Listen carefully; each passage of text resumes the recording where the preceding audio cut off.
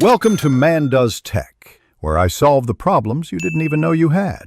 You start by powering the AC and checking batteries. Weak cells cause false negatives. Once done, locate the remote's AC code list or app database so you know which brands to try first. Make sure you stand within 1 to 2 meters and aim at the indoor unit. Infrared needs line of sight. You'll save time by targeting likely codes instead of random guessing, and fresh batteries keep signals strong so the pairing steps that follow actually register. You then enter codes using either the manual code method or the automatic code search. Follow the remote's button sequence exactly so the unit recognizes the command.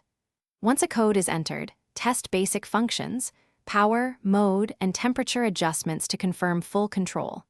If a code powers the unit but lacks features, continue searching.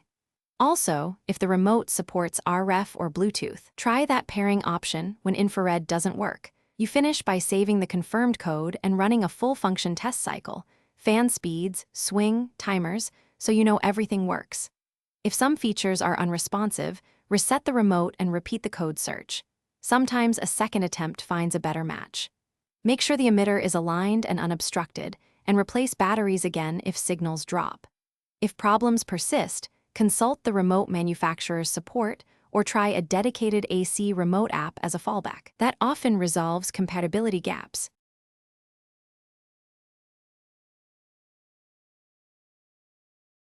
Thanks for watching. If you found this helpful, don't forget to like and subscribe.